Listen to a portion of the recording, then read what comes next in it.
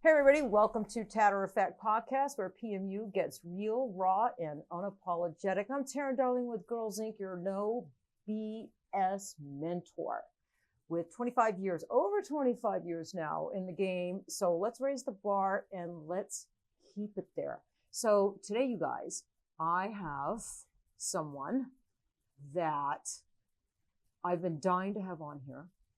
I think she's my sister from another mister. That's right. We have a lot in common, share a lot of philosophies. Met her for the first time and connected instantly. So let me just read a little bit about you, give you a little background on her, and then we'll welcome her.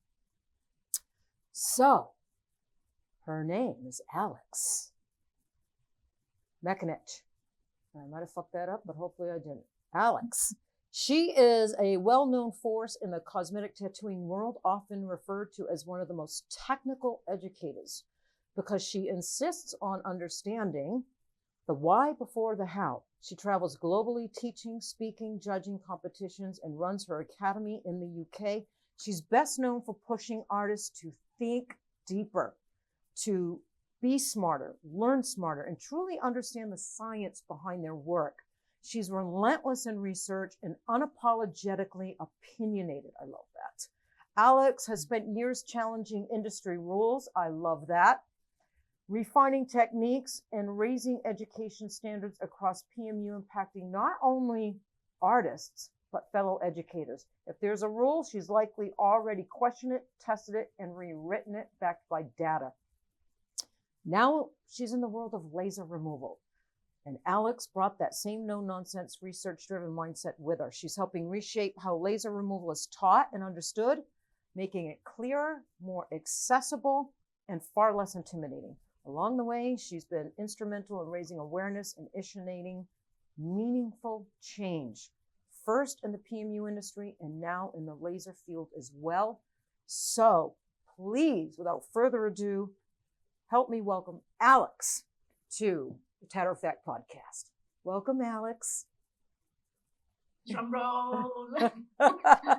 Yes. So excited. So excited. Thank you for having me. Thank you for coming on. I've been wanting you on here for a long time, and your bio could be my bio.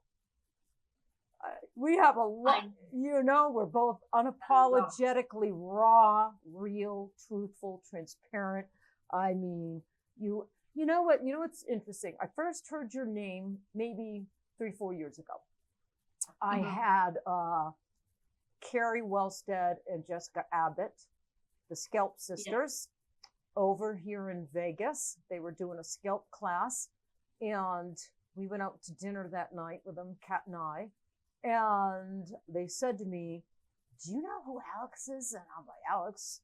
I'm like, "I don't know. I might know her face if I saw her." She goes, "If you don't know her, you need to meet her. You two would hit it off. I'm telling you, because you're both into science and pigments, and you've got so much in common. You two would love each other." And they kept asking me periodically, "Have you met Alex yet? Have you met Alex yet?" So I know. And so I told them I'm finally going to meet her in London. It felt surreal. No, Sydney. I met you first in Sydney. Sydney, in Brisbane, in Australia. Brisbane, we met. that's right. Brisbane. And it felt surreal. I've been wanting for you to notice me for years. But you are the great Teryn Darling. I mean, we're little. You're a legend, and all we can do is try and follow. But it felt surreal because I didn't expect the connection to be that instant and to feel so relaxed and so normal and so friendly. And you truly are a genuine person. Because we know you meet various people in your lifetime, and you can kind of already feel when someone is, the fake smile. Oh, yeah. No, you are truly full of emotion, and you're such a raw person. It's a breath of fresh air, honestly. Well, thank you. That's a big compliment coming from you, and I appreciate it. It means a lot to me, Alex. And right back at you. I remember I think it was like our first little get together in Brisbane, and we did a little brunch. All the speakers met. We did a brunch, and yeah, we just started chatting, and it was instant. It was instant, and we couldn't stop talking.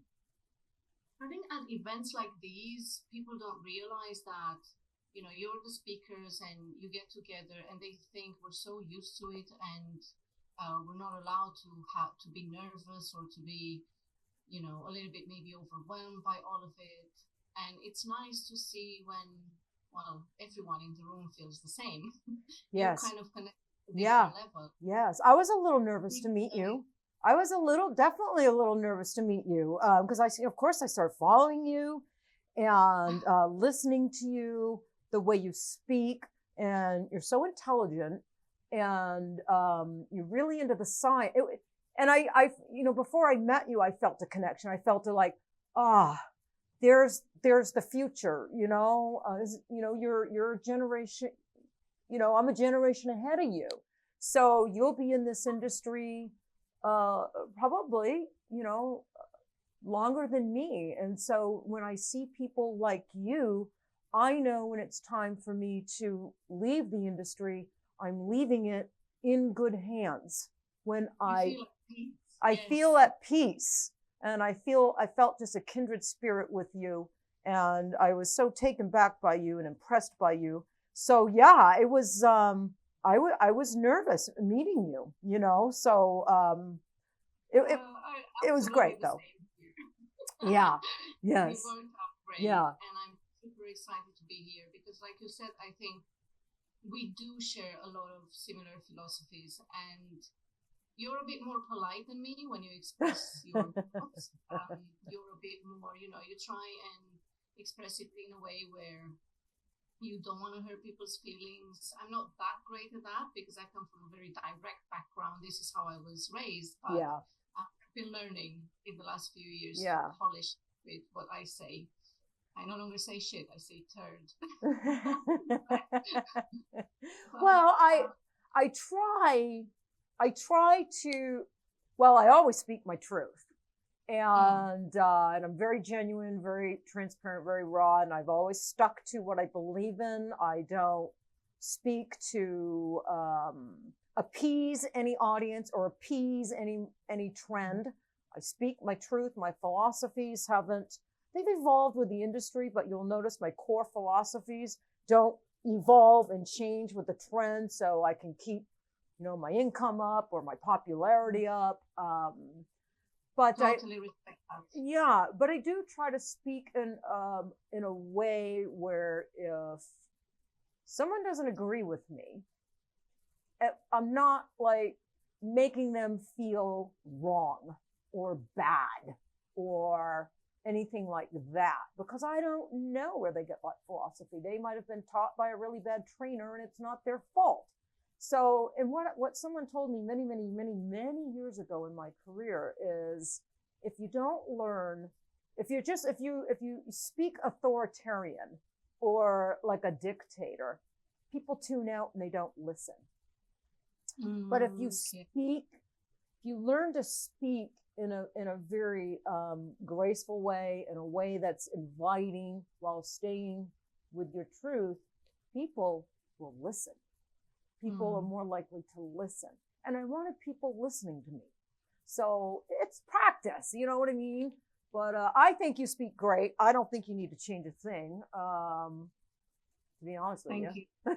I have upset a few people along the way, but it is what it is. So have I. So have I. Even speaking the way I speak, so have I. I've upset a lot of people along the way too. And you can't worry about that, right? You're not going to please everyone, and I'm not here to please everyone.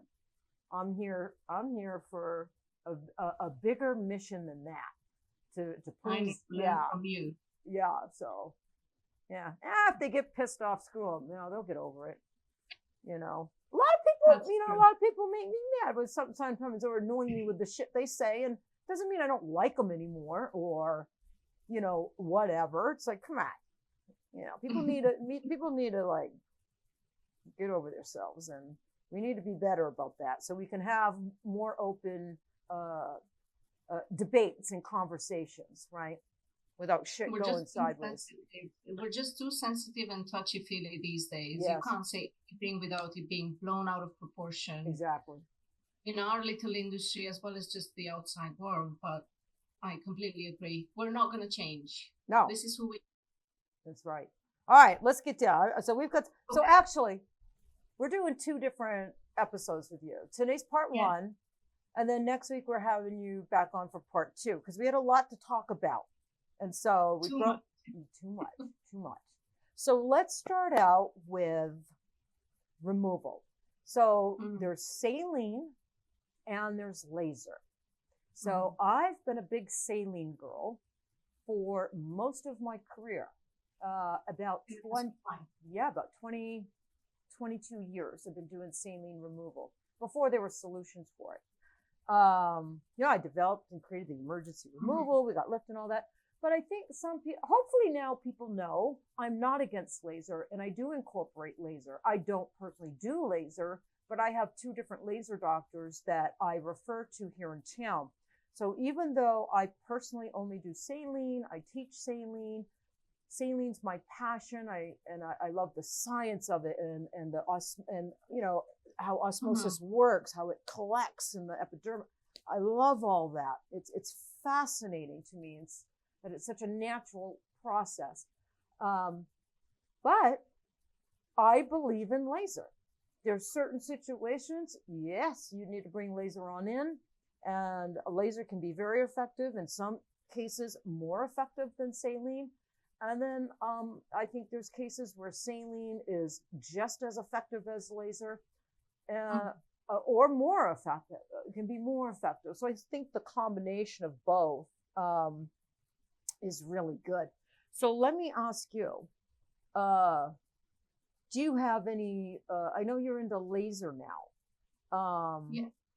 My first question to you is, why has it become, and this is a question I want answered for my own self. Genuinely, yeah. Yes, why has it become so important that pigments laser out of the skin so easily? Because up until recently, no one asked this question. No one cared. It was not an issue. And I've been watching you, and I think it's a lot of even you. We're seeing it more in the UK, European countries really come out with laser testing pigments on how they remove, and it's become very, very important. And I don't really understand why, if the artist understands their pigments, knows how to execute the procedure. So tell me why. Why has this become so important that pigments laser out of the skin easily? Well, to put it simply, is because exactly what you just referred to. The artist does not understand their pigments, and they are not masters of their craft. Unfortunately, there is still tremendous bad work out there.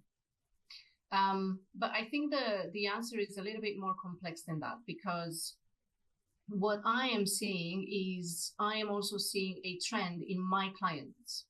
I don't know if it's more popular here in the UK and Europe to go more natural. And I have had a journey similar to that as well. As a cosmetic tattooist, as a permanent makeup artist, I wanted bold and intense, and because I was in my 20s and then my 30s, but now I'm in my 40s. I woke up one day and I said, I really don't like this. I look so made up and fake and too much all the time. And I'm no longer the glitz and glam. I'm in my leggings and working out at the gym all day, and running around after a child. So I went through that removal journey myself. I removed my eyebrows, my lip tattoo, because it was too much. And I feel like all our clients deserve a second, let's not call it a second chance. They deserve to change their mind later. Because what we were saying a little bit earlier before we started recording about the client's perspective and expectations from a body tattooist and from a permanent makeup artist. From a body tattooist, they want big, bold, intense, permanent, forever, and dark. Yeah. But from permanent makeup, because it's their face, they actually, even though it's called permanent makeup, because we know from a science perspective, you can't call it semi-permanent, it's still a tattoo, but they actually don't want that. They do want the option to change later. And because trends are so crazy at the moment, with social media pushing, everything. We had the era of microblading that went absolutely berserk. Then we had the really kind of Instagrammable brows with like super intense ends and very soft faded ombre here, which just fades out terribly after a few years. Oh yeah. And people just keep asking for that. And permanent makeup artists do not know how to say no. Right. They either don't have the strength to say no, or financially they can't afford to say no. And if the trend demands that, the client will request it and the permanent makeup artist will do it. But we do not think as an industry, we do not think about the future of our work. Right. And the options we're giving our clients in the future.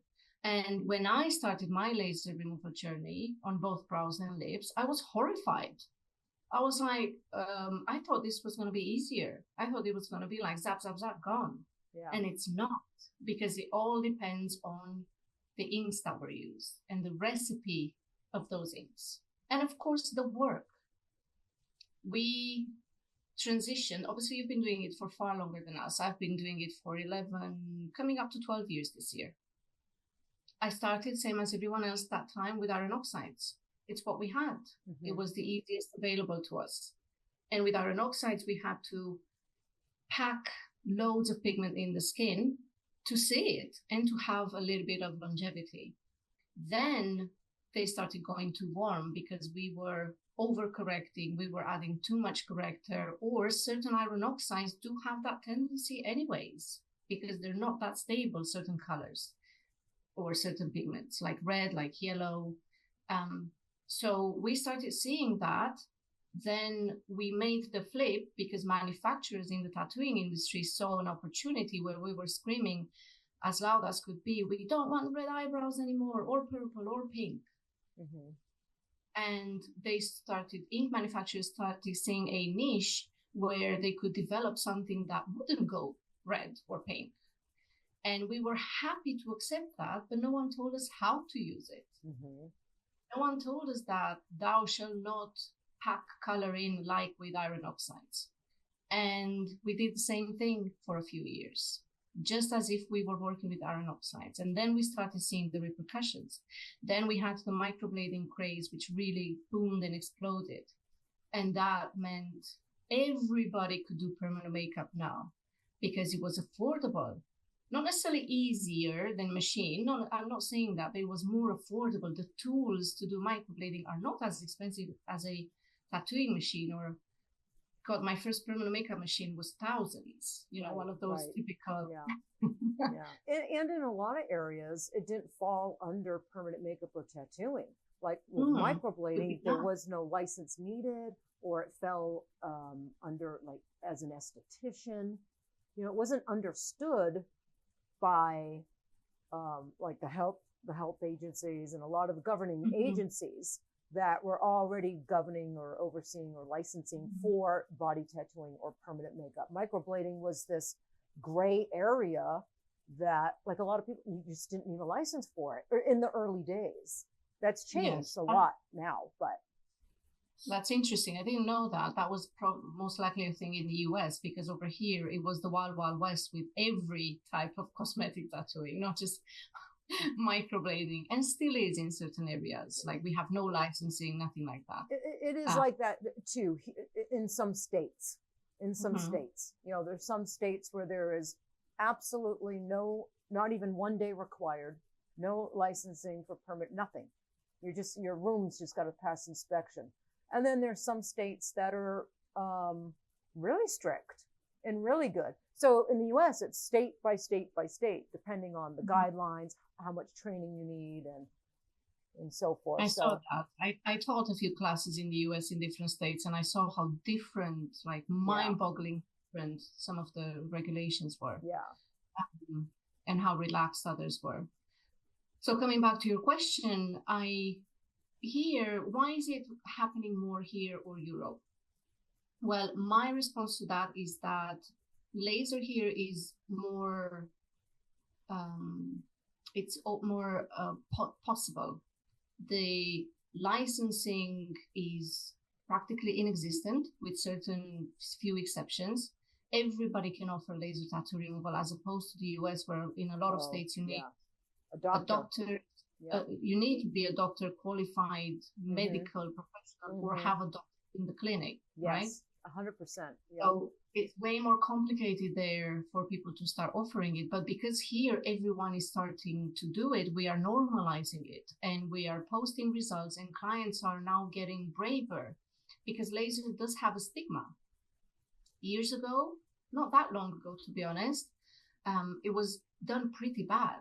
It used to scar people. It used to cause second-degree burns. It used to be horrendous, and can still be, because a lot of people don't understand the machine, its capabilities, and the pigments in the skin. They have no idea what they're lasering. Right. And it's a minefield in laser as well. It's not as bad, but worse than permanent makeup. I was going to ask you, so the issues, the lack of skill, the horrible work we're seeing in PMU, are you now seeing that in laser? Because you got a bunch of PMU artists and people in the beauty industry jumping on laser now. You've seen the same thing. It's horrendous. Probably worse consequences, maybe, right? Because you can burn. Yeah, exactly. Worse consequences. I have seen some really bad scarring that is irreparable. With all the needling possible, a scar, once it gets to that degree, it will always be a scar. And if it's in the eyebrow area, the hair will stop growing, because scars do not support healthy hair growth, and you have a load of different other complications. So yes, lasers have become more affordable because everyone is now buying lasers made in China, and they're not bad. Like with anything, you can have, good quality products and bad quality products. I'm not saying that China or Turkey or anywhere can be bad, but they are more affordable. They're not hundreds and, thousands of dollars or pounds anymore. We're talking not tens of thousands, we're talking about a few thousands now. So of course everyone will offer it.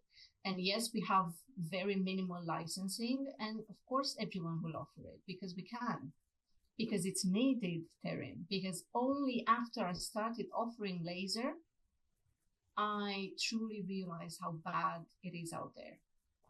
Yeah. And I can show you some photos with like overlined lip tattoos to the middle, like almost close to the nose. Yeah. Like, how is that even possible? You just think, how? Oh yeah. And migrated eyeliners and don't even get me going on the eyeliner. Yeah, I mean, there's I know. big epidemic. It's just a big epidemic with blown out eyeliners, migrated eyeliners. Horrible. And we're seeing it here in the States. I mean, horrible work. People are learning from an online course and they think it's enough. Yeah. Going to an in-person course, we are not thinking of the repercussions of our work and how it can affect the client's confidence for the better or for the worse. Right. And I've had clients come in crying for emergency removals as well, where I do saline, because that is an important part of the removal process. So say, for example, when I teach a laser class, I don't just show them laser. I teach them laser. I focus on laser, but I also show them chemical removal. I use a glycolic acid, which is very, very mild, and so mild that I would even trust a child with it. So it's very low concentration. because I have tested a lot of different solutions over the years. So I've settled on this specific glycolic acid, and I sometimes combine it with saline as well. I use both saline or glycolic, and I can explain why. But I think it's an important part of the process because laser has limitations. So does saline, so does glycolic. You need a mixture of these in certain cases. Yeah. Say somebody walks in with heavily deep microbladed eyebrows or even a body tattoo. You know, some body tattooists can scar the skin with their needle. So the tattoo, it may not be that visible, but when you pull your finger over the skin, you feel the scar. You feel the whole tattoo is a scar. So if it's a scar, there's hardened collagen in there. The collagen matrix underneath is no longer what it used to be. And it traps the pigment particles and the macrophages with it. And the pigment, no matter how much you laser it, will not go anywhere. Yeah. So you need to start working on the skin and repair the skin from underneath.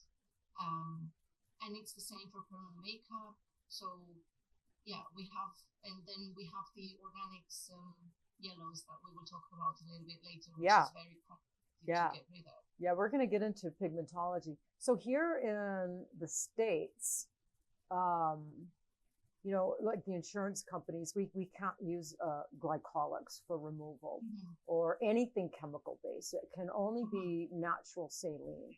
Yeah, and then in each state, there's a couple states, like here in Nevada, and lots of states, even our governing agencies say it has to be saline. And then we have some states like Texas, no removal, period. PMU artists can't use natural saline. They can't use nothing. It has no clue what they're talking about, do they? Yeah. So that's why, you know, in the States, you know, I focus so heavily on a natural saline with, you know, fruit extracts and, you know, the type of salts, you know, really concentrating on that because we don't have glycolic. As many options as we do. We don't have as many options as you do there at all. It can still help. Just saline can still help because it's the mechanics, the actual needling that you're doing to the scar. So what I explain to my clients is, if I do any form of chemical or saline removal, do not expect a lightening effect. Hell no. Or it will eventually work, but it would take multiple sessions. One isn't enough, only if it's superficial and very light in saturation. But I'll tell them this will help make laser more effective because in your case, I can already foresee that the journey would be complicated because of the circumstances, whether it's scarred, whether it's, you know, too deep. So you understand a little bit because you're so passionate about the osmosis and the saline. So in the way laser works is the pigment travels deeper. The laser doesn't push it deeper like some people will say. Right. But because the pigment particles shrink so much, our macrophages, our immune system, those little soldiers designed to clear impurities, will pull it deeper towards the lymphatic system. And it travels, so if it's already deep, it travels even deeper and you will end up with that ghost tattoo, that shape that will always be there in the form of a shadow. So we need osmosis, we need saline to bring it back up. Or to break down certain pigment particles like titanium dioxide, and we'll talk about that in the pigmentology bit, but it's important to use both. It doesn't matter if it's saline or glycolic or even if it's just one of them, but man, it sucks to be a permanent makeup artist in the US with so many rules. Yeah, there's a lot of rules, but except for training. Yeah, except for training. I wish there were more rules and guidelines on training and licensing. Yeah. You know, it's even more imperative there that artists are really good at it. Really good at it because you have very limited solutions to fixing it. You know, I know, and hopefully we start seeing more of that in 2026 because our next episode we're going to talk about all the BS marketing, why the industry's in a correction, why there's an exodus and people are closing their shop. We're going to talk all about that, because that, you and I are going to be able to really it's going to be an interesting conversation. So in this one, let's kind of stay with the pigments. So I have a question for you. So I know with a lot of artists, right, they'll say, iron oxides have always ended up, on the reddish side or warm side. Not all artists. Some artists will refute that and definitely do. You'll see sometimes arguments, Everyone knows that I use LI for many, many years.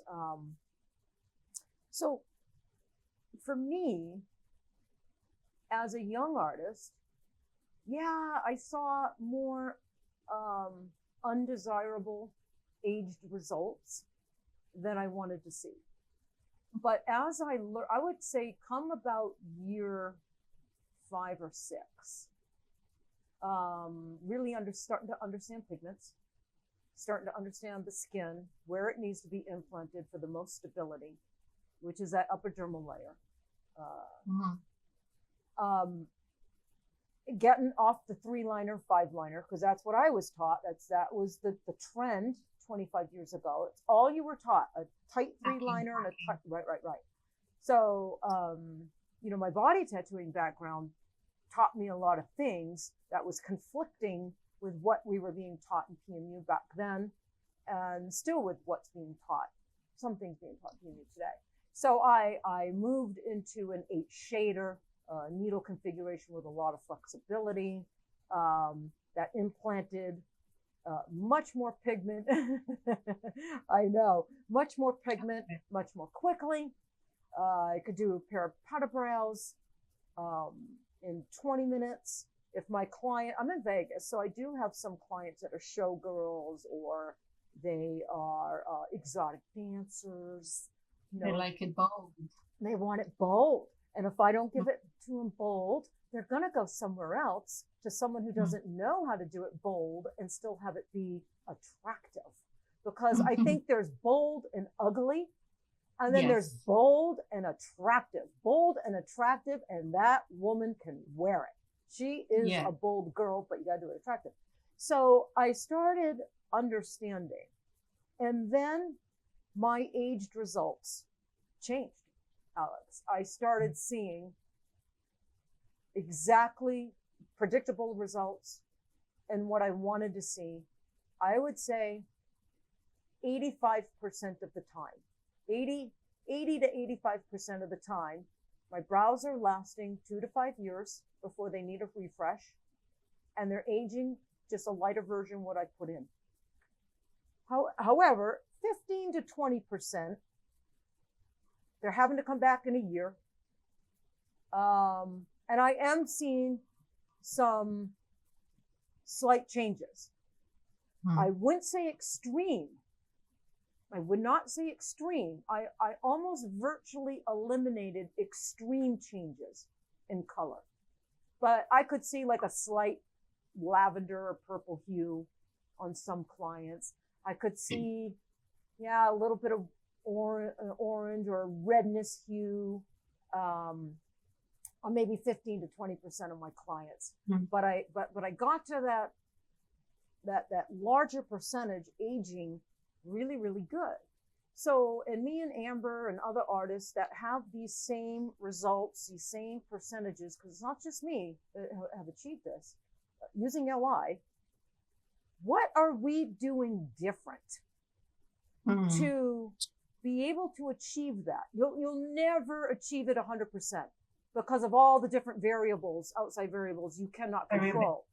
But I think it's realistic to where you can get the majority of your work, 80% of your work, to age and fade down to just a lighter version of what you put in, because there's so many of us that are achieving it 10 years into our career, 15 years. I just had Robin Hayes.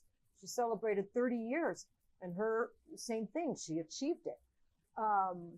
So what do you think it is that we're doing different? Is it the larger needle configuration? Is it we are implanting a little deeper into the upper dermal layer for more stability? What is it, in your opinion?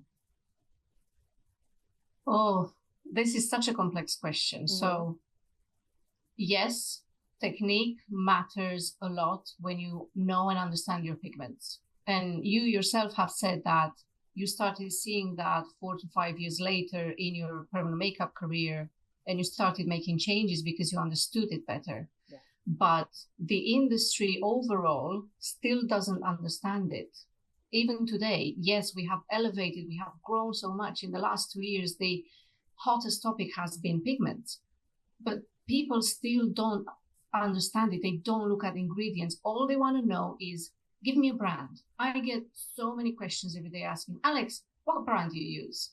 And it doesn't work like that. I can't tell you the brand and the colors. You need to understand the ingredients and why this does that. Mm-hmm. And how could you control it? You were fortunate and smart enough to stick to your iron oxides over the years. And iron oxides, the pigment itself, has changed and evolved a lot. And it is way better now. And it was really good 5 years ago as opposed to 10 years ago. Yeah. Because the pigments industry itself, I'm not talking about the tattoo industry, I'm talking about the pigment manufacturing industry, which is huge, humongous, has grown and improved a lot. Mm-hmm. Like the tattooing industry is such a small, tiny blip in the whole pigments industry. They don't create pigments for tattoos. They don't care about that. They care about textiles and paints and cars and all that. So everything we see around us, it needs to be light fast. It needs to last bright and vivid forever. So yes, they have improved. Yes, ink manufacturers have figured out that 10 years ago, they used to use iron oxides with larger particles, and more impurities, but that was probably the only thing they could find available. And yeah, they lasted a really long time. Like I see eyebrows 15 years still going strong, and it's with iron oxides, because you can tell. Yeah. But it also created that matte, almost like chalky looking effect as well, because of the size of the particle. And it occupies a lot of room in the skin, and that's a whole different discussion. But it has improved a lot over the years. And now iron oxides are developed in such a way that the actual pigment particle can be broken down by UV degradation, so that's sunlight. And by the way, we can have UV degradation during a cloudy season. It doesn't have to be sunlight all the time. By our own body as well, the lactic acids in our own skin and all of that. All of this can help grade it. And the way they're designed nowadays, in my opinion, is they're designed to fade before we see them. But do they actually physically disappear from the skin, like from that area where you tattooed it in? I have a very big theory on that, and we can maybe discuss it at another time. But a lot of it will still be there. You just can't see it anymore. I agree with you on that. So now perhaps they fade too fast, because a lot of people, it doesn't last as long as it used to. And artists like you, who are used to working with iron oxides for so many years, are starting to ask, has my technique changed? What am I doing wrong? I've been doing the same thing for so many years, and it used to last so long, and now it lasts very little. But I feel, coming back to your question, another answer to that would be, is it demographics and expectations, like you said? Is it where you live and the type of clientele you have? Do you tend to work mostly on clients with, Fitzpatrick 3 and above? Do you tend to work a lot on clients that have oily skin, like in Ireland? Like everything super fast there. Yeah. My client is super diverse, right? So Vegas is like the most diverse city in the United States right now. So my entire 25 years, I've been tattooing every skin type. Never know what's coming in my door. Yeah. I mean, African American, Middle Eastern, everything oily, dry. I'm seeing more oily skin and challenging skin now in my career than ever before. And that might be because there's more chemicals that, environmental changes and whatnot. People are doing more to their skin. I don't know what's causing all this redness, ruddiness, and oiliness. Yeah. Interracially mixing between them. Like at a global level. Yeah, But and I think climate too. I think climate, whether you're in a dry climate, a moist hormones in the food. Yeah. Hormones in the food, but it's also, like you said, the expectations that your clients have. What you post, you will attract. If you constantly post bolder, more saturated looks, you will get clients for that. And yes, of course, it can last longer. And if you're lucky enough to not have to use too many, let's look at iron oxides. If you use a very light color, which will tend to contain more iron oxide yellow, iron oxide red, these two are more unstable in the sense that they will oxidize and they will stay oxidized, as in reddish or warm hue, warm tones for longer. Iron oxide black, on the other side, is more stable and it can stay dark, blackish for longer. In certain circumstances, it can go a little bit purplish. So depending on your clientele, are you using mostly darker colors because that's what your client's skin type and skin color and hair color need? Do they like it bold and saturated? Because then you can pack more color in with iron oxides and you're safe and you're good to go for a good 4 to 5 years. Or are you in this part of the world where the trends are coming from, well, mostly from Russia in permanent makeup, where they dictate this super natural, super fluffy, super airy, everything, all that jazz, as natural as possible, that when a client walks in, you can't even see it. And I know, don't get me started. I do like that, but there's supernatural, there's very natural, and there's, come on, I've wasted my money here. Like, I could compete with my client.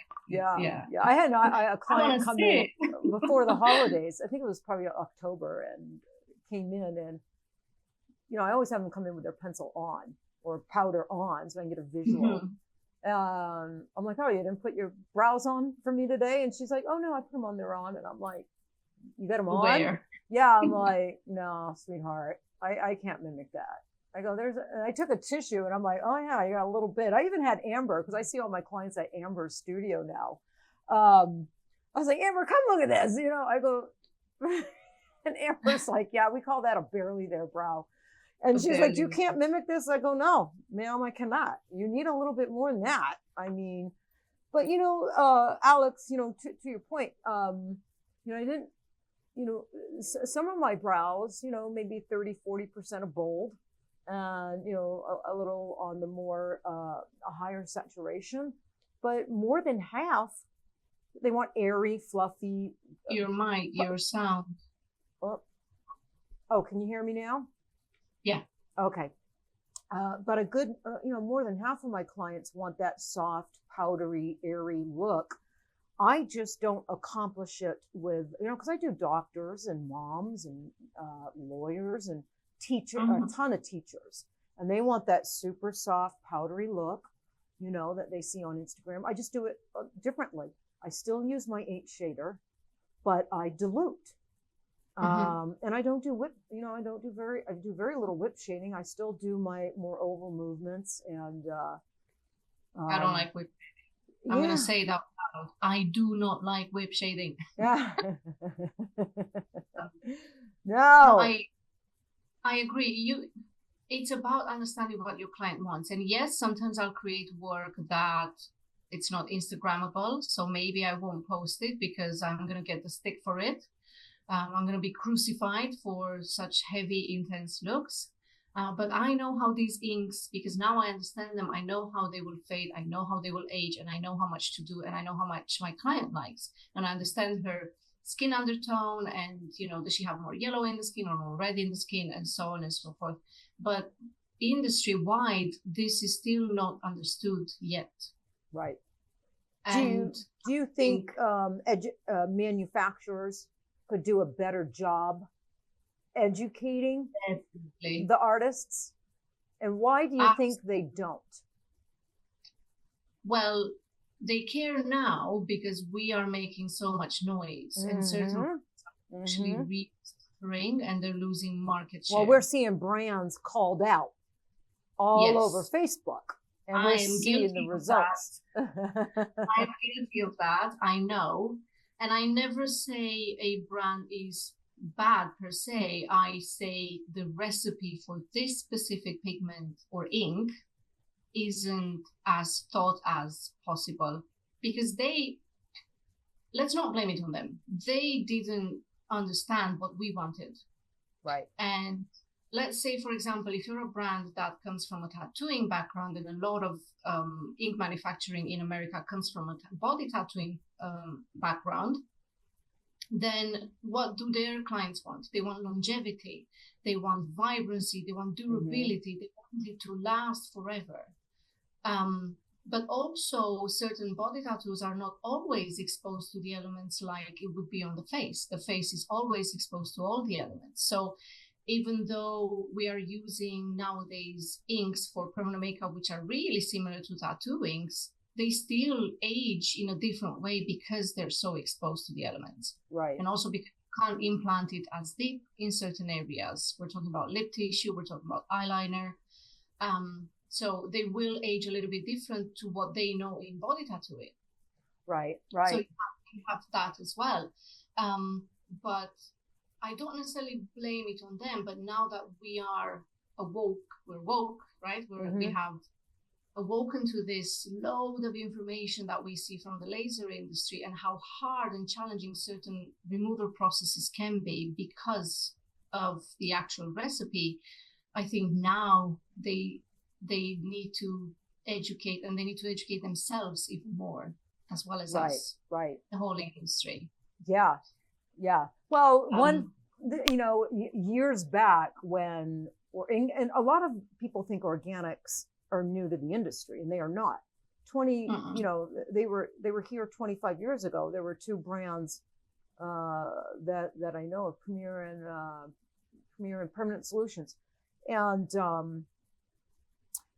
I started on iron oxides, and I stayed with them. I just switched brands, and I ended up using LI about 4 years into my career, because I got introduced to the chemist at LI. And they never made body tattoo pigments. I mean, they only had, she started making, her career started in 1991, making areola, tattoo colors for doctors and hospitals. And then in 1995, she started making iron oxide brow colors for the PMU industry. And it's mother-daughter. And so, I could email them and get scientific answers, which helped me learn.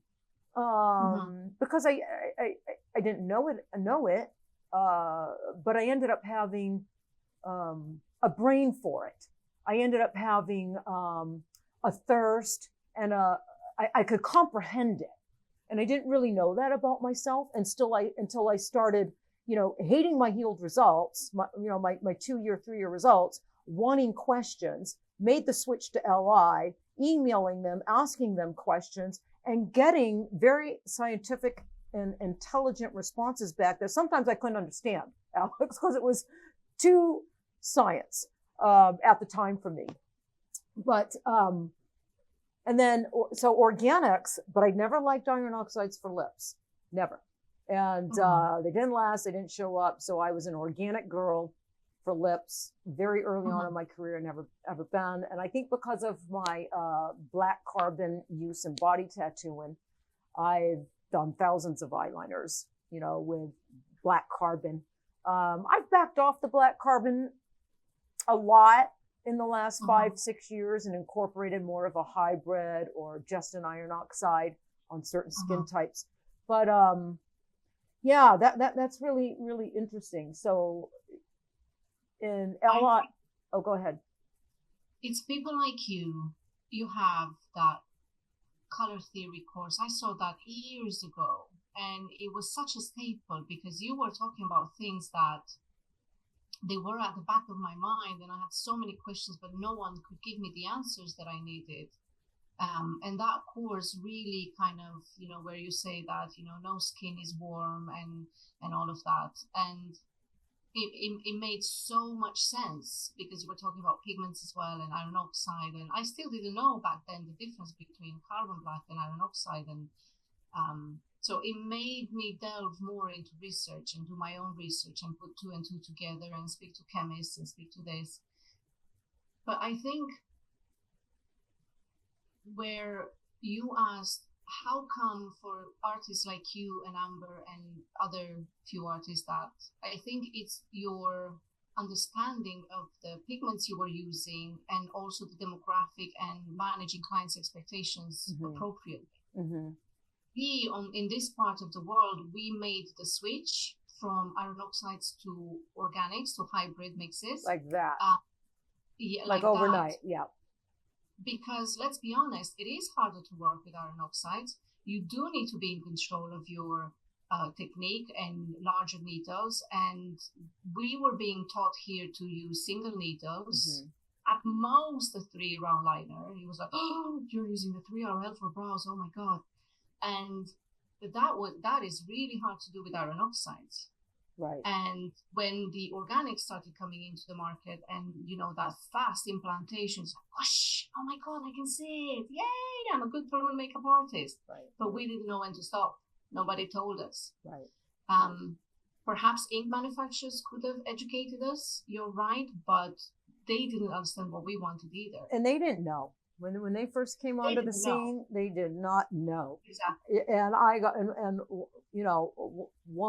a representative for one manufacturer, organic manufacturer, sat on while I lectured about pigments, and didn't like what I had to say about undertones and using high based carbon black, dark colors in organics, have a high amounts of carbon black. Using those dark colors with all that carbon black on certain skin types, it's, could lead to, I always say could, may, tend, lead to this and this. And I got a phone call and they want to know, why am I bashing organics and carbon black? I said, well, then you didn't listen to my lecture. You didn't listen carefully. I did not. Or you didn't understand it. Or you didn't understand it, because I did not bash or speak negatively about carbon black. Hello, LI Pigments makes Loaded, which is an all organic line, and our dark colors have lots of carbon black, but I educate our customers when to use, on the dark colors, whether it's iron oxide or an organic, and whether that really dark color has high amounts of carbon black or high amounts of iron oxide, what skin types to avoid the high amounts of carbon black for a better, aged result. When it's appropriate, when it's not. There's guidelines and best case scenarios for both types of pigments. One's not better than the other, in my opinion. It's just knowing when and when not to use one or the other. But I was talking about undertones, and their response to me was, well, I don't believe in undertones. I said, you don't believe in undertones? I said, well, then you don't believe in skin. You don't understand skin. He goes, well, if you go dark enough or heavy enough, you just cover up the undertone. I'm like, it doesn't really work like that. Doesn't really work like that.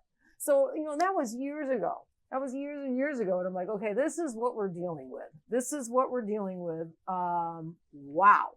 There's going to be a crisis in this industry. And that was about 10 years ago. And we were right. Those of us that saw it coming, it came. The big crisis with. It absolutely came. And we were desperate over here with, well, I'm sure in the US as well, with grayish, bluish eyebrows. And I too fell for a lot of brainwashing, marketing, hard pushing on the market, hard selling on the market through loads of, pro artist this, pro artist that, and everybody's using this, so let's all jump on the wagon. And I didn't stay true, because I worked with LI as well at the beginning of my career. And yes, certain colors used to come back warm, and it could have been my fault, because iron oxides, if you push too deep or if you do too much, then it doesn't get a chance to fade enough. And then it goes through that oxidation process, and you start seeing the warm, and it lasts, well, it outlives any other tattoo. So yes, it was technique, it was the inks, but I didn't stay true to that like you did. I made the switch, and so many other people did. Yeah. And we carried on working in the same way as with iron oxides, but we were using inks that were heavy on carbon. And you will hear me talk about this a lot in this short career or long career that I'll have. I actually, now that I do laser removal, I do not blame, I don't think carbon black is the devil. No. I think there's another pigment which is causing havoc and a lot of problems in our industry, and that is titanium dioxide. Mm-hmm. Carbon black responds really well to laser. So whether it's carbon black or we carried on doing the same thing. And then we started seeing the grayish bluish eyebrows, and then certain clients didn't mind it, certain clients didn't notice it, but other clients, even of mine, started asking, what can I do about it? And why do you think I got into laser, Teryn? Because I had to correct some of my old work. Right. And we've all been through that journey. And like you, I have learned the hard way, because nobody was giving me the answers. I've learned through mistakes. Right. Which I now obviously run away from as fast as I can. But that's what really made us, though, Alex. That's what really made us who we are today. Absolutely. Is having to confront those mistakes and confront those clients and fix them. I never ran away from a mistake. I wanted to understand it. I was embarrassed. I felt terrible. I was completely ashamed of myself quite a few times. And, but I wanted to fix it, I'm not, and me too. Absolutely. That's why I got so much into research. I really wanted to understand why, but why? And then that's why you and I are probably so passionate about, elevating the industry, helping the industry grow, because we've been through all of these and we're shouting out loud. You don't have to repeat our mistakes. You can learn from people like us, because we're happily going to share that for free, because we don't want everybody to go through the same process, that hard. But are they listening, Alex? Are they open-minded? Now, you and I understand you have to be critical thinkers. You want to be a skilled PMU artist, talented, skilled, and okay, you get your healed results to heal on predictable. That's great. But for me, the true test of your skill, your education, your training, your intelligence is, what's that brow look like 2, 3, maybe 4 years down the road? Mm-hmm. That aged result has always been what I've been chasing. First the healed, and then I learned it's the aged. It's the aged result that I'm chasing. So in order to have predictable aged results, good aged results on the majority of your clients, you're always going to have off color on a certain percentage. We can't control everything. Yes. You need to be a critical thinker, a deep thinker, a critical thinker. And you have to go back to the fundamentals, and you have to study your fundamentals, and you have to learn skin, pigmentology, color. You have to study it and study it and study it, and never, ever stop. Never think you know enough about it. Absolutely. I think it's more than color theory. Color theory is just scratching the surface. You use light brown for this skin type and skin color, and you use dark brown for this. It is more than that. It is about pigment density. It is about where does actually that pigment sit and rest in the skin layers over the years.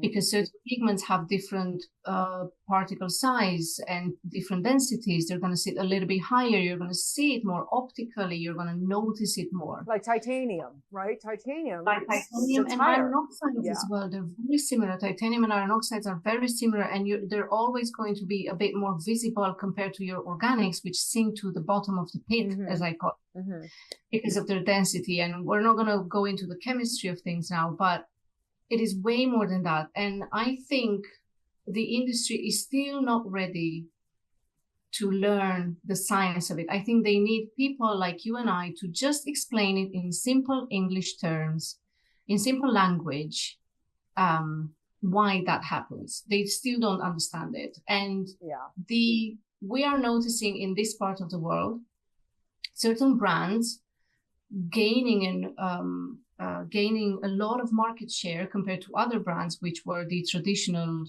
very famous, reputable brands, which are losing market share. But the ones gaining market share are actually the ones that are developed either by permanent makeup artists or with the help of a permanent makeup artist who understands the hardships that we've had over the years, the fades, the longevity, the oxidation of the iron oxides, all of that. And I think those are gaining a lot of market share because it comes from that background, from somebody who really, really understands how hard it is to saturate with something, how easy it is to work with a certain carrier fluid. Carrier fluids are so important as well. Oh my gosh, Alex. Yes. And I always knew that, right? Because LI kind of gave me the responsibility of really helping and playing a big role in developing Loaded, which is our organic line. A few years ago, LI did not want to do an organic line. They did not want black carbon in their brow pigments. They were afraid. So I got really involved, and I learned a lot in my participation in development and testing with Loaded. But not until did I launch my 4 OMG colors, because now my name is on a bottle.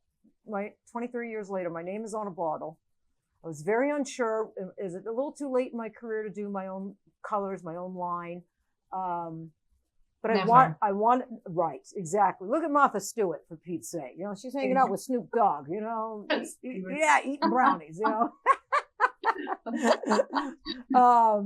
So I did. Now, those were 3 years. My blonde shell, which is blonde, hard to make a blonde, I learned, 16 different samples and the carriers. I mean, I would get one sample. It was like tattooing on, trying to implant that on plastic. It would just, and we would change the carrier or change the percentage of the carriers. Unbelievable. Like what I learned with those 4 colors, the OMG colors, and developing them. And it was very frustrating. And, but I learned a lot on how, even more so, how important those carriers are, just how important the mixing and blending, the particle size, combining a green-based yellow with a warm yellow. The titanium dioxide. I mean, if you're going to have a blonde, you've got higher amounts of titanium. So at least, thank God, manufacturers today can take titanium dioxide when they purchase it from their raw supplier. And some manufacturers, LI being one, I know there's others, can take it in their lab. They can improve it. They can take that, they can get the particle size even smaller. They can make it a little rounder, make the edges not as rough, a little softer. So it was fascinating to learn all this from the chemists that I was working so closely with. Monica Lavani learned all this working with, the chemists. And I think it's incredible that you had this experience because, and this is what these now inks that we use that are developed with the help of a permanent makeup artist who has experience are gaining a lot of market share compared to other brands which did not look at this element. All certain manufacturers cared about was selling numbers, big numbers.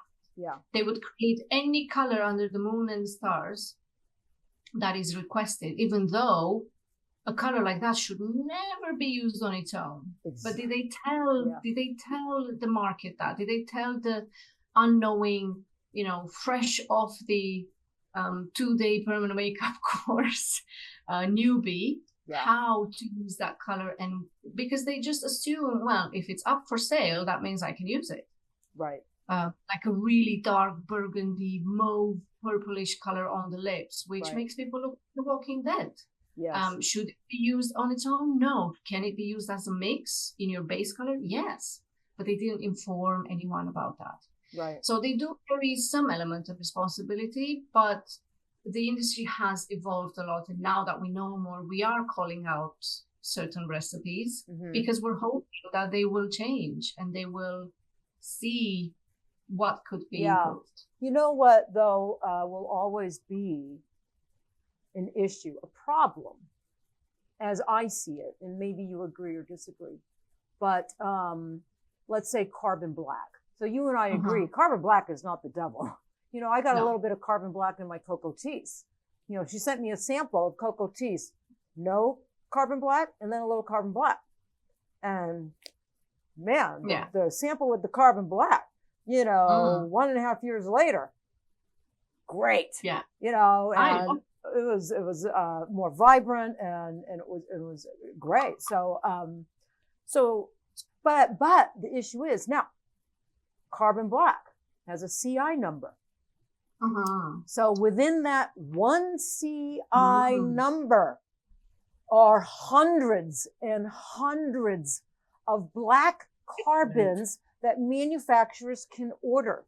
And within those hundreds and hundreds of black carbons are shitty black carbons that are blue-based, green-based, more impure, higher in impurities.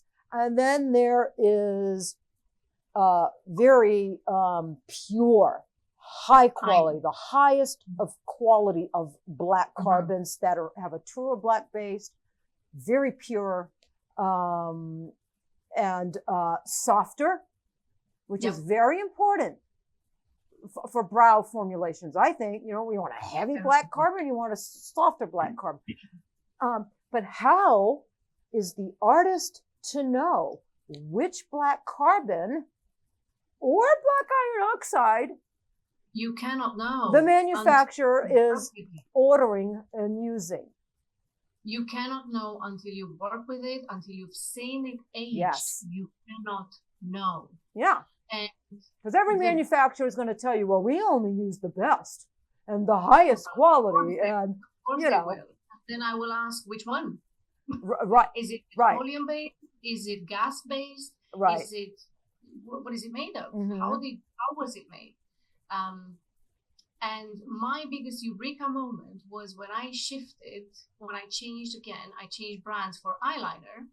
I always, for years, I struggled with eyeliner using black carbon from a specific brand. It just didn't sit well with me. It was unpredictable. It was a hit and miss. On some people, I'd have fantastic retention. On some people, it was shitty, and I just struggled. I was like, what did I do wrong? Is it me? Is it my technique?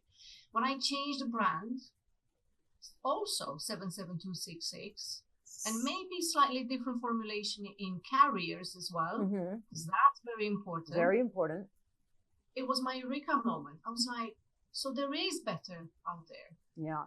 Just so our listeners know, I don't mean to interrupt you, but when you say carriers, what you mean by that is the liquid, the different liquids added, which there's numerous liquids manufacturers can choose from, and they're called carriers, and they turn the CI number, the colorant, from powder form to a liquid pigment, and those carriers are the delivery system. It's what delivers the colorant. The delivery. So I just wanted to clear that up so our listeners knew what carriers meant. Yes, so it's not the car, it's the driver that runs the car. It's It's the gas. yeah, It's exactly. it's what drives the pigment into the skin. What carries it. What transports it into the skin, Yes. helps implant it. Yes. Absolutely. And certain mixes of carriers, because a lot of these brands and different names, they have very similar ingredients when you look on the bottle. Right. But permanent makeup artists will never understand how small or significant the difference is between more rosin, less rosin, more water, less water, more glycerin, less glycerin. Exactly. They don't understand how big of a difference the ratios of each can make a big difference. And not just in implantation and how quickly or fast you can work with it, Teryn, but from a removal perspective, this is what I'm going to share with you. My theory is that rosin in high amounts, because of its capacity to linger in the skin for longer than a few months, it can stay in the skin for years as well. It can adhere to the pigment particle and stay there. When we laser it, if that specific color of tattoo contained a lot of high amounts of rosin in high heat, because laser produces high heat, very hot temperatures in the skin, can change form and crystallize. Yes, yeah. And I'm not going to call it plastic because it doesn't become plastic, but imagine it could be plastic. It transforms into a shield, and then your removal process is very, very challenging. Yeah. If not practically impossible. Yeah. So even more important is that carriers are, and rosin needs to be in inks. In certain inks, especially in the case of carbon, black carbon, you need to add some rosin there, but how much? That's the question. How much? I'm not a fan of rosin or high amounts of it, and in certain colors at all. But I agree with you on that. So I have a couple more things I want to get to with you. But if I was going to ask you, what's the biggest advice or caution, or however you want to put it, Alex, when an artist is choosing a color, a brow color? Because I think carbon, let's just talk brow colors. And especially if they're using a dark color. We all know dark colors, right? There's no such thing as a warm dark color. Don't exist. It's bullshit. Stop. Manufacturers, people stop calling out dark colors as warm, or naming dark colors warm brown. I think that's very confusing to the new artist that doesn't know better. But so when you have a dark brow color, and especially if that client wants moderate saturation, not necessarily heavy, but not light and fluffy, but moderate, what's the best advice you can give on whether it should be choosing carbon based or iron oxide based? What would Alex choose? And then what, like a beginner, what's the best advice or caution or guideline you could give them? So beginners, I definitely advise that they use iron oxides and they stick to iron oxides for the beginning of their journey. A good 2-3 years, you cannot say that you're an expert in permanent makeup after 6 months. A good 2-3 years, you need to stick to iron oxides for the majority of your clients, because it is more forgiving. And because you will make mistakes, everybody does, we're all human, and maybe your training wasn't that good, as we know. But it is more forgiving from a fading out process, like a naturally fading out process, not from a removal perspective though. Iron oxides can be really stubborn under laser, especially because people don't know how to laser iron oxides and they don't understand the pigments they're lasering. But that's a different conversation. It is more forgiving because a lot of the colors that are created nowadays will fade. It may not take 2 years, it may not take 3, but it will eventually fade. The organics that are heavy in carbon are absolutely fine to work with when you understand your color theory, you understand the different skin types, because that's how I choose my inks. Whether I go the iron oxide way or the organic hybrid way, I choose it based on skin type, what the client wants, and the style I'm creating. If I want something to come back practically nothing after a couple of years, I'm going to use iron oxides if it's mature, because their skin can last, in their skin tattoos can last a really long time, if not forever. So again, I'm going to use something that is more forgiving. They are beautiful to work with, hybrid organics, but you have to be really good at your color theory and your technique. Yes. And understand those inks. And dilution is your best friend with both of these. Mm-hmm. I dilute iron oxides like you as well sometimes. I know a lot of people don't, including our friend Monica. She says she never dilutes iron oxides, but I do sometimes. Because maybe that client does want a slightly darker brow, and I do want to use dark heart, for example, but I know that using it on its own would be a bit too intense for that client. Yeah. So I'm going to use a little bit of dilution because I know absolute brown would be too light for her skin tone. Which just proves that, you dilute and you're healed. Your aged results are predictable. They're awesome. Monica does not dilute. Seasoned, experienced, skilled, talented. Her healed and her age results are awesome. So yeah, it's not even about whether you dilute or not dilute to obtain beautiful, predictable, healed and aged results. It's being a critical thinker, and it's honing your own particular hand movement, depth, saturation. Right? We all work a little bit differently, and and that takes time. So I think that's a really important point to make, and I work very differently than you and Monica. And I have, we're all very different, which proves many, many different avenues and combination of tools, techniques, and hand movements to get to that predictable, beautiful, healed and aged result. It just takes time to figure out your own personal secret sauce, your formula, and learn pigments. Learn those pigments and stop jumping pigment lines. Every month, and stop jumping on the brand new pigment line. The launch, hasn't the industry learned their lesson? Every time a brand new pigment line launches, and they have beautiful marketing and everybody jumps on that pigment line. I'm like, haven't you learned your lesson? You don't have to change. Don't break it if it's not broken. Stick with it. Mm-hmm. Only look for something else when it stops working for you. Maybe a formulation has changed and you weren't aware, and the same colors do not work the same for you. So maybe yes, but or the trends have changed and clients do want more and more natural. Or creating microblading with something that's heavy on carbon. A recipe for disaster, of course. Yeah. Because carbon anyway travels deep into the skin, but push it in with a blade a little bit too deep accidentally, and there you go. Yeah. It lasts forever and it looks blue. Mm-hmm. But coming back to your question, say, for example, someone asks me, Alex, how do you choose an organic line and what do you look at? And because I do care a lot about removal, now that I've done it, I've had it done myself as well. I've seen the hardship. I can see it can take even 2 to 3 years, sometimes depending on many, many factors.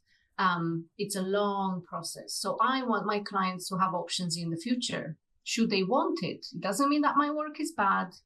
And it doesn't mean that everyone needs to factor for the same thing, like take into account this ink will remove well.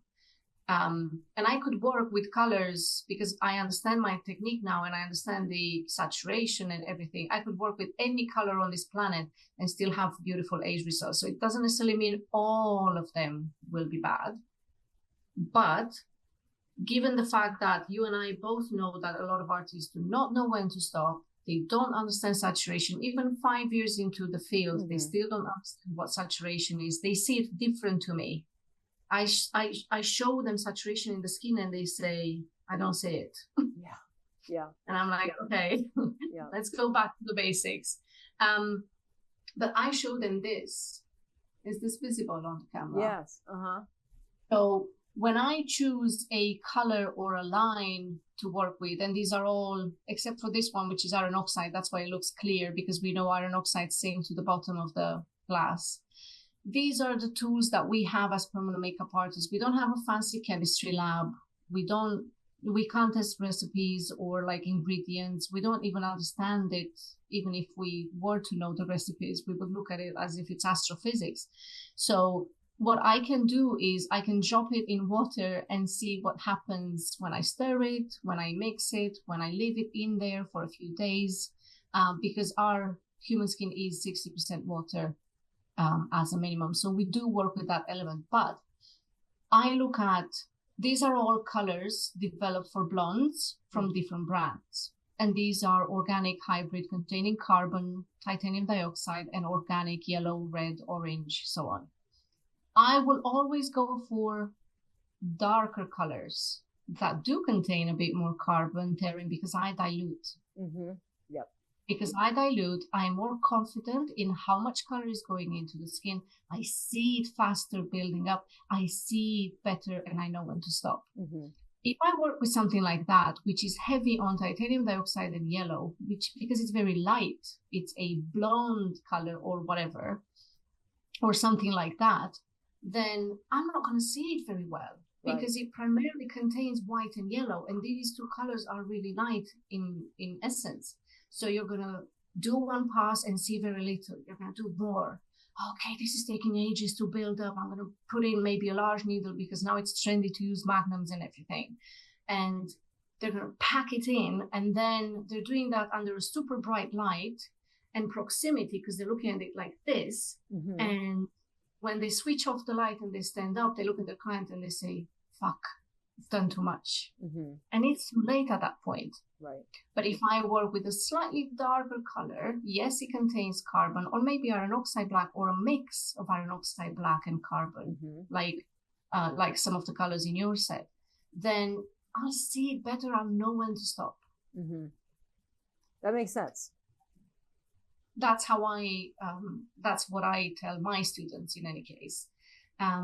But like you said, my hands are my hands, and what my eyes see and perceive will be different to yours. And you have to go through the process of learning by yourself as well. I can't control your hands, especially when you're not next to me. Exactly. Yeah, we can't. So, their hands, their depth, their nothing. That's all comes with one procedure at a time. You know. It all comes with experience. Yeah, you are going to make mistakes. Don't be so hard on yourself, because we're all human beings. As long as you always try to get better and not repeat the same mistake over and over again, give it another 2-3 years, be patient on yourself, and you'll get better. But in the meantime, hopefully manufacturers also develop inks that remove easier so that we can correct those mistakes. Yeah. My own personal rule with carbon black is, because I use loaded, I use carbon black based pigments too, and I've always spoke that carbon black is not the devil. It's the type of carbon black, first and foremost, being and I do think the amount of carbon black becomes important depending on the skin type. Yes. For me, if I have someone in and they have like black eyebrow hair, dark eyebrow hair, so they're requiring a really dark color, and they're super cool, like they are red, ruddy, cool. I know that skin cool equals gray. That's how I teach color theory. So their skin's gonna pull cool. It's gonna pull gray. So it's going to pull, and what does carbon fade down to? A really good carbon is going to fade down to gray. That's a natural, organic fading process of carbon, and we want it to fade down to gray, not blue or green. So if I have a skin type in front of me that requires a really dark color, and I know that skin's going to pull gray, just the skin alone is going to pull gray and Mhm. has a high propensity to age a pigment gray. I want that pigment fading out of, I want it to be an iron oxide, and I want it to fade out of the skin. I want it to have the chance to fade out of the skin quicker. So I'm going to choose an iron oxide based black. I agree. Rather than a carbon based black. And then if they're not cool, or low level cool, moderately cool, then I feel much more comfortable using carbon based blacks or and whatnot. So that's kind of how I kind of went into choosing carbon black versus iron oxide black. How much carbon black was my assessment of the skin. And that's why you're a legend. and we've all learned from you, those that wanted to listen, and then did our own little research as well and carried on with that, it potentially even deeper. But I completely agree with you. It's a skin type, skin color, style of tattooing you're doing, type of assessment. Again, coming back to critical thinking, a lot of artists do not have that, unfortunately. And at the beginning, it's going to take a while until you develop it. So yes, you do trust that your educator, your mentor, gives you the right tools. But unfortunately, even they don't have the right knowledge and the right tools. Right. And they will teach beginners with heavy carbon brow colors, heavy on carbon black. And it's a recipe for disaster. And it just carries on from one person to another. Mm-hmm. So the louder we talk about it, the louder we are, the more people are going to hear us. Yeah. Carbon black is not the devil, but you need to learn how to work with colors that contain a lot of carbon black. Mm-hmm. Organics in general are not the devil, with the exception of certain yellows. At the moment. But it's more about the recipe. You don't have to become a chemist to learn all of the, nitty gritty of all the details. Does it really matter? The pigment particle, the size, yes, it does, but you don't have to go through that trouble. Your educator should be responsible for doing all that hard work and offering you as a beginner, the right tools. Yeah. We just need more trainers that feel it's important to learn and obtain that knowledge so they can pass it on.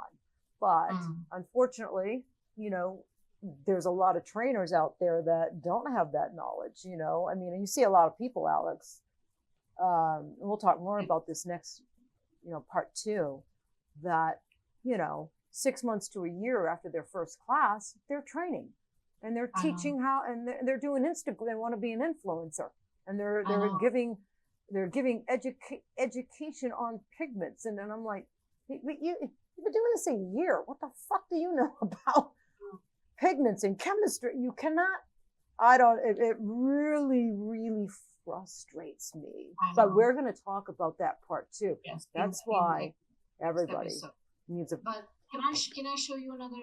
Yeah. Yes. So this is how I explain my students. Like, why do eyebrows start to look gray over time? And obviously, this was something created with organics. I can already see it from the moment the client walks in. It has that specific bluish tone to it, doesn't it? Yeah. Black. A very different gray to iron oxide black, and how iron oxide black would fade over time. So it's a thing called optical density. It's what the human eye perceives. You don't necessarily need to learn all about transmittance and what white does and reflects all the light and all of that wavelengths. I know it's complicated for a lot of people, I understand that. But look at this. This is a mixture of different colors. You'll see white, black, yellow, red, some orange in there. It's sneakily, on a beige background, which is kind of like skin. Which ones stand out the most? It will always be white and black. White and black. So the more black and white a color mix has, in the case of eyebrows, the grayish it will have a tendency to go. Mm-hmm. And from a removal perspective, the more titanium dioxide it has, the most challenging that removal process is going to be, because white reflects all the light back, and laser is a light.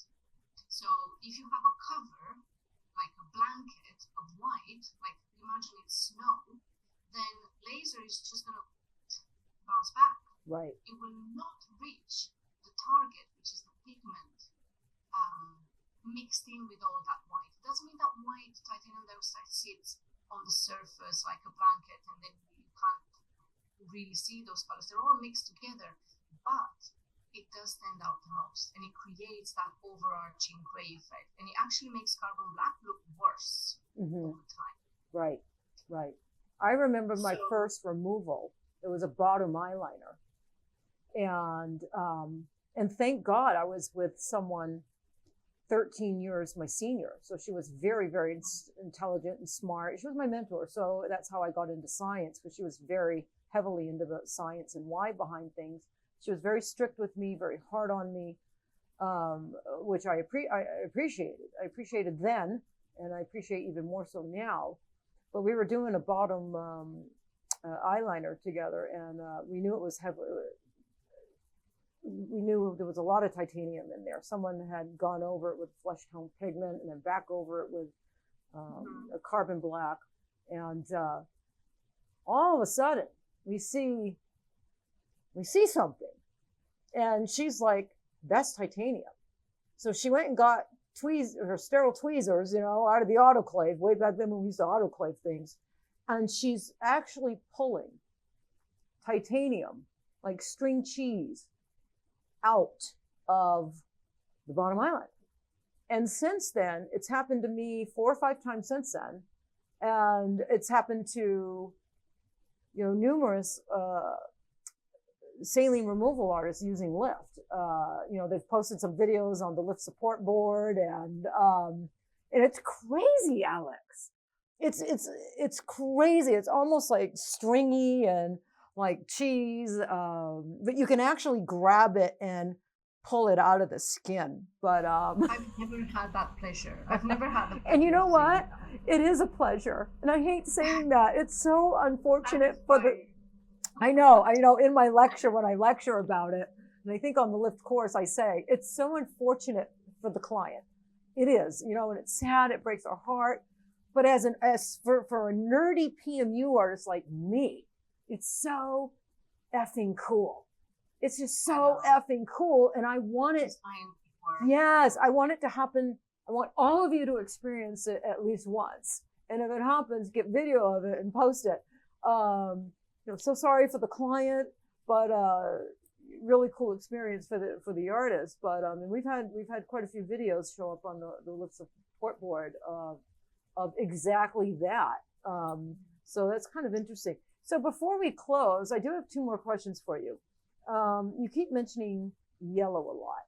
So just give us a little education on why you've become so passionate about yellow. Is it just for the organic yellow, or is it iron oxide yellows as well? I love iron oxide yellow. Well, if I ever do a color correction, or I need to warm up a certain color, I'll add an iron oxide color corrector. Because 1, I know it's more stable over time. 2, because of the pigment density, it sits optically, visually. It influences the color and how we perceive the color for longer. Whereas your organic yellows and oranges and reds are going to sink to the bottom of the pit, in the sense that they're not going to be visible anymore because of their density. However, so ink manufacturers have had tattooing industry has had a problem with yellow for many, many years, because it was a very unstable organic yellow pigment. It would fade really fast. It would degrade really fast. It was the color that would fade the fastest from the skin if they were doing a colored tattoo. So in the meantime, fast forward a few years, probably a decade, the pigment manufacturing, because that was an issue in the pigment manufacturing as well, like in paints, yellow would degrade really fast and it would fade, it would change color. So they found a way to chemically create this yellow, which is called ultra-performing pigments, high-performance pigments they're called, where they it is highly stable. It is incredibly stable. Yellows like 151, 154, orange 13. There's so many of these organics nowadays that are designed to stay vibrant forever.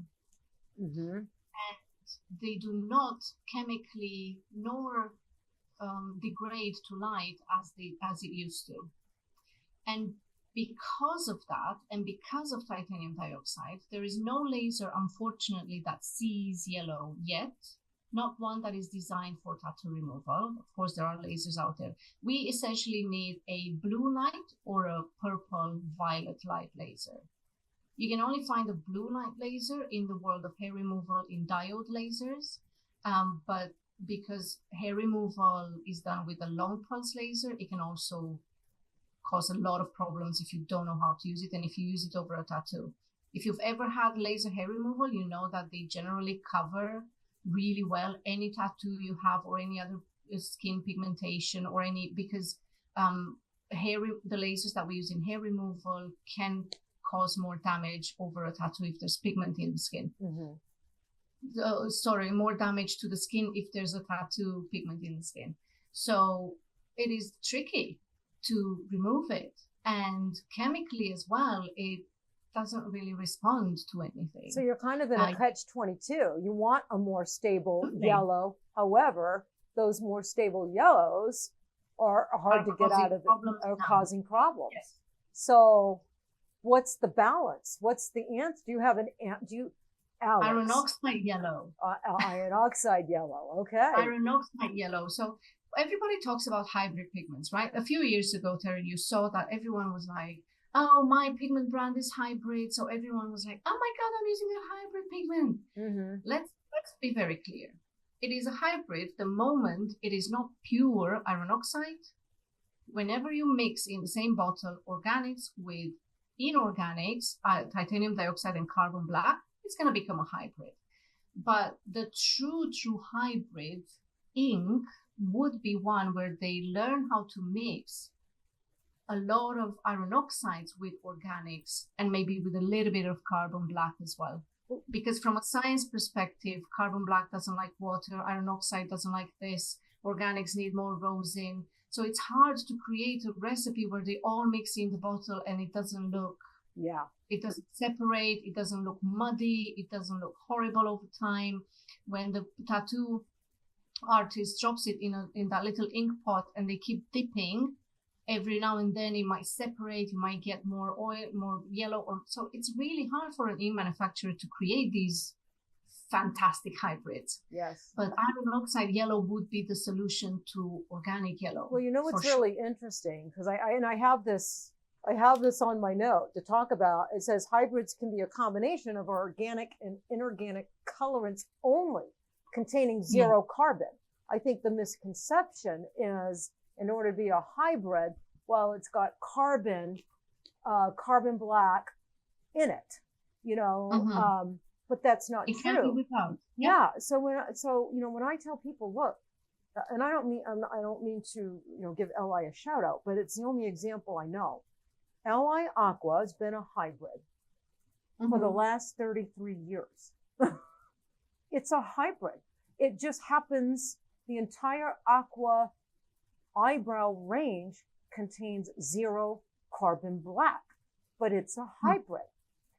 Some colors are more predominantly iron oxide, but Darling has always blended and mixed inorganic and organic yellows, inorganic and inorganic greens, inorganic oranges and reds. Like I said, which is an art. That's an art. She has always said that making hybrids is the most complex pigment a manufacturer can make, and most do not understand it. They don't understand it. So she's been doing it almost 34, 35 years, and not all organics and inorganic yellows blend and mix well, So she's learned over the years, which CI numbers in the organic, yellow field, and which organic yellow CI numbers blend well, mix well, marry well, implant well. Both work really, really great with the same carriers, because you can have an inorganic yellow that works great with this set of carriers, but then add an iron oxide yellow, and now the carriers don't work. Now that it won't implant.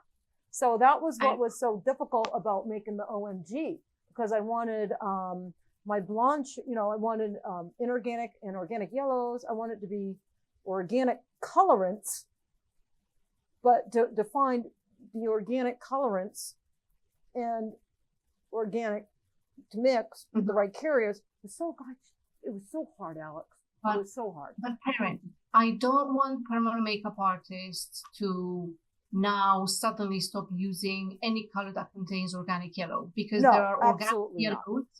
There's pigments and pigments. There are also dyes, like Li uses a lot of organic dyes, and people don't understand the difference between a pigment and a dye.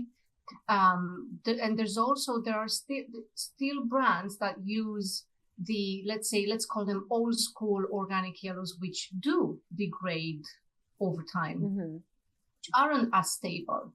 But there's also ink manufacturers who mistakenly thought that we need these colors to last forever. So they started buying ultra premium, high grade quality pigments. But unfortunately, when it comes to permanent makeup and removal, we don't actually need that as much, because we want that fade to be stable. And I'm not just talking from a removal perspective. I have seen a lot of people coming in, blondes particularly, coming in with greenish looking eyebrows. It was Microblading. I'm not going to mention the brand, very famous. And they looked greenish. And a laser technician without experience would think, well, that's green, so I'm going to use a specific wavelength. But it wasn't. It was just a mixture of organic yellow and carbon black, residual carbon black, which oddly had faded counterparts to the yellow. It had the carbon had faded more than the actual yellow.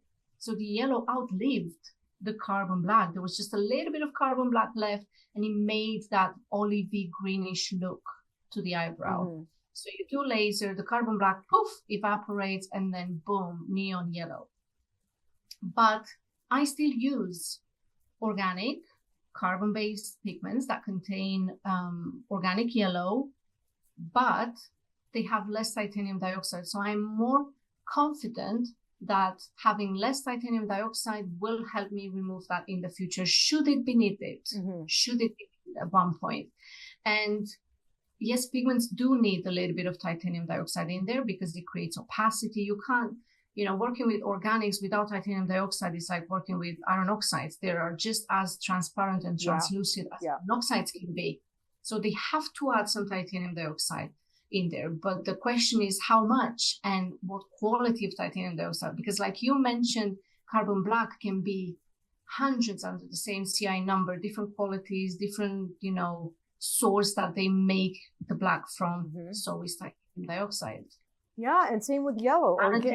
Same with the yellow. You mentioned yellow, organic yellow 151, organic yellow 154. Well, let's just say organic yellow 154. Manufacturers has several like pigment manufacturers like Li can order organic yellow 151 from numerous raw manufacturers all over the world.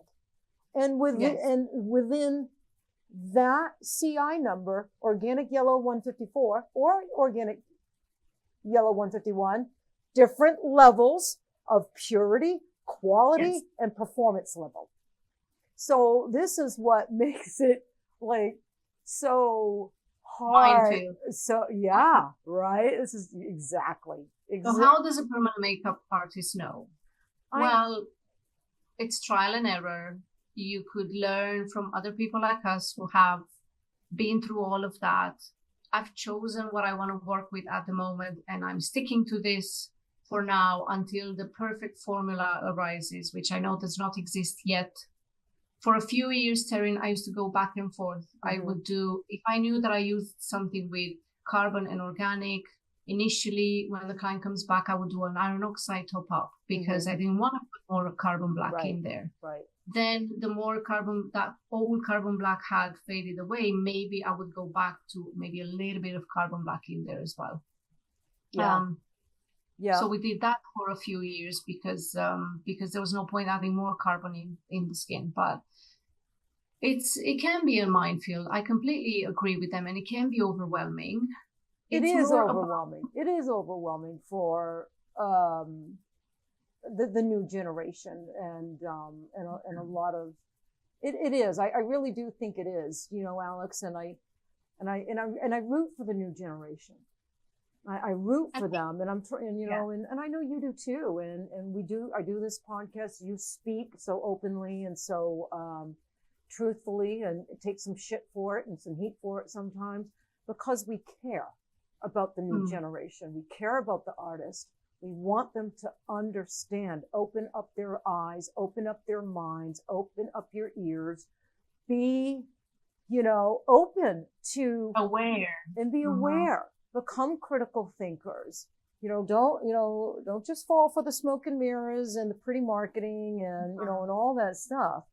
So I'm going to ask you one more question. And before I go there, just want to reiterate to our listeners, everybody that listens to this, that there's no one color really that is the devil, not even titanium dioxide. We should not fear carbon black, fear iron oxide black, fear organic yellow, fear iron oxide yellow. We should not fear titanium dioxide. With every single colorant and color we talked about in the last hour and a half, you don't fear them, you learn them, you study them, and you understand them, and you respect them. That's what you and I are trying to put out there. Don't fear it, understand and respect it. Learn to work with it. Yes, absolutely. Did I say that pretty good? Very good. Very polite. Very You say it in your way. You can be impolite. Okay, listeners, excuse Alex. She's going to be impolite for a minute. I'm not going to swear. I'm not going to swear. Like you can swear. They're used to me swearing on here. Okay, I said it the Teryn Darling way. I love you so much. This is your platform today too. We're sharing this platform. So I want you to be you. I want you to say it your way and feel comfortable. Something we will cover in the next episode more, but just don't fall for all the marketing bullshit, because, if you need a ton of pro artists and if you need a ton of people promoting your product, it's for a specific reason. Yes, it's to bring awareness, and yes, it's to push that product on the market, but look at what other people are saying, the more independent artists that aren't necessarily aligned with a specific brand. Teryn, that I had a conversation with someone quite, let's say, an ink manufacturer, from an ink manufacturer perspective, a representative, and it was a really hard conversation, and it was hard for me to stay true to myself, and I did change one of my presentations for a speech at a conference. I know you did. We talked about it. And it was because they flexed, I felt like subliminally, not directly, but indirectly flexed their muscles and made me aware of how big certain brands are and how little I am. And when I say something, because a lot of artists ask me, "Oh, Alex, what do you use? Alex, what should I do?" I can't tell you the exact color, or I can tell you why I've decided to work with these, but how you use them is the most important element. It's learning how to use them, and learning what not to do with those things, and not to fall for all that marketing where another brand and another color line and another signature line appears. I would personally, this day and age, trust a pigment line, a color line that is developed with the help of a permanent makeup artist like yourself, or another permanent makeup artist, depending on the brand, because I feel like they have been through the hardship and the challenges that we've had over the years. The implantation, is it easy to work with it? Is it not? Can you kind of predict the heal results or the age results as well? Of course, depending on your technique. Mm-hmm. But first and foremost, like you said, they have to learn how to work. No pigment is the devil. Too much of certain pigments can be. Yeah, but there are, But like you said, there are some pigment manufacturers or representatives of pigment manufacturers that don't want you and I speaking yes. Our philosophies and whatnot. So my last question to you, and I'm in the, because I know that happened to you. So my last question to you, and I feel you, Alex, because I have this podcast. We're in our 6th year, and I speak truth on here. I don't mention companies. I don't mention brands. I talk science. I talk colorants. I talk from experience, what I've learned from the chemists at LI and whatnot. And there are pigment manufacturers and representatives looming and lurking and listening to my podcast. And I damn well know it. Oh, because it's been brought to my attention. So trying to get into our classes sometimes, right? You know, I just had an artist kind of email me, she didn't want to email. She called me and should she let this particular person into her class or not? I'm like, that is completely up to you. But you and I also speak on stages all around the world. And we're invited and we speak. And I think about one thing, one thing's important to me, 2 things. The students, the attendees in those chairs that paid a lot of money to be there, and they've come to learn, and they've come to hear the truth, not be sold a story or sold a promise. And that I get up there and I speak my truth and what I believe in, what I've come to learn and understand with elegance. I've learned to do it with elegance, and grace, I think. And there have been pigment manufacturers and representatives in my audience. And it does make you a little bit nervous, even though you're not calling out brands or anything like that. So I have learned to stick to my philosophies and beliefs. I've learned not to change slides or change anything up because someone in my audience makes me nervous. I'm not going to be bullied, Alex. And I'm not going to give someone that much power. And some people do look at these big companies, as powerful. But are they really? When, little people like, and I, well, we can refer to ourselves as smaller. They're stalking us. That's true. But because we have voice and because we have a following and an audience who people trust, and trust us. And we are artists, and we are involved and connected in the community. So you did change a slide or two, because of that, or rearrange it a little bit so it felt a little bit more comfortable or graceful to you.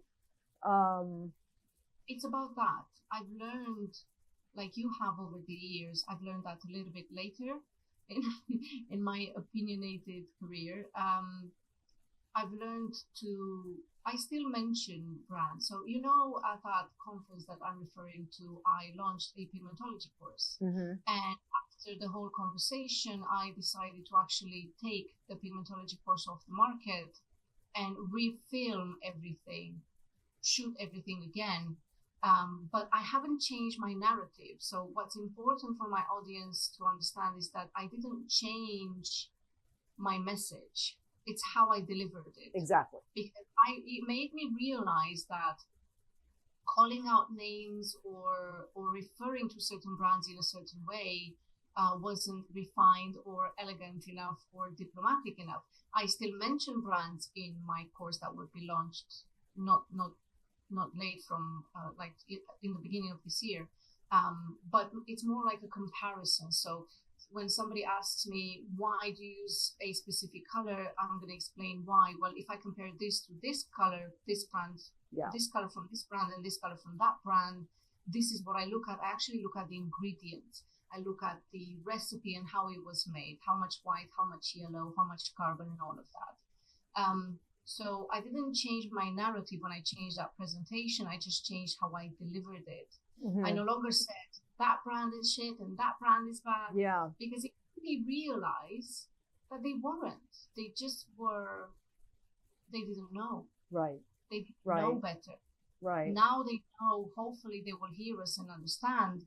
I also understand that they are a money machine and they can't stop producing certain lines overnight just because we don't like the yellow anymore.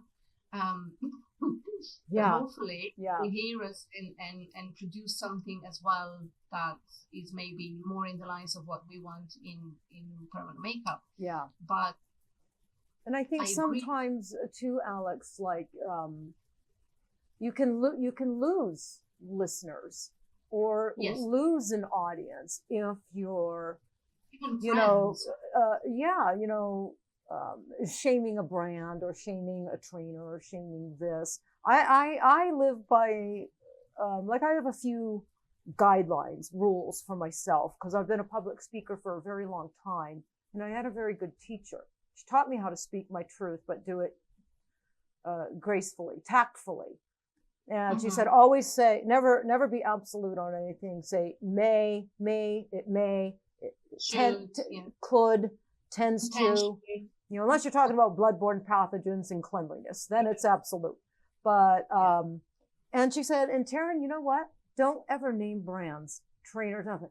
She goes, because you never, ever look good trying to make a brand or a person look bad. You actually you're going to lose people. You're going to put people on the offense, and you're going to lose people. So she taught me many years ago how to stay genuine, because I know it's really important for you, as it is for me, to stay genuine and authentic. Especially now, people are craving authenticity. To stay authentic with our message, but deliver it in a way everybody's going to listen, and it offends no one and only educates. And gets people thinking, critical thinking, which is our goal, right? We learn. We're always learning. We're always learning. Yeah, I'm still mentioning brands in that course, but in a very different way, because I do feel, Teryn, that artists they can relate better if you say the name of the color or the brand, because then they will understand it better. Mm-hmm. Very hard for a lot of permanent makeup artists to look at the recipe and understand what it will lead to. Yeah. So even from the brands that I use nowadays for all my clients, I still don't use specific colors. I'll only use certain colors. I'll cherry pick based on what I know and my knowledge. So, and I've been using your set in the last few months, but I don't yet have fully aged results, because I only bought them last year in order to kind of show people, but I'm liking what I'm seeing. Oh, the OMG colors? Yes. Oh, thank you. I took everything I know, everything I've learned, and put them into each bottle. And it's scary though to launch a line, because people nowadays do have a tendency to blame the yeah. I almost didn't do it, Alex. I almost look at the technique at all. I almost didn't do it. I did have hesitation, but it was on my bucket list of things to accomplish. I wanted it, and I wanted full control of a few brow colors. And you're also delivering the education that they need to use those colors. Yes. You're not just putting it out there on the market and then stay quiet, go behind the scenes, and you actively talk about all of these. Very much so. How that ages and what that leads to, and predictability and stability of the pigments and so on. So yes, very, very much. Kudos to you. Well done. Thank you. Thank you for giving them a try. I appreciate it. It's scary trying a new line, new set of colors. All right, you don't go anywhere. I'm going to say goodbye to my listeners. Okay. And then I'll come back to you. Okay. Thank you. You're welcome. All right, you guys. Thank you. Thank you so much. Thank you, Alex. Wasn't that great? This is part 1, and we're going to have a part 2. Where we're going to get into some more gritty topics that I'm excited to talk about with her. So for today, that is the truth. That's the tea. That's the Tatter-a-Fact. And we appreciate every single one of you listeners. We wouldn't be here without you. So until next time, stay in the pursuit of happiness and excellence.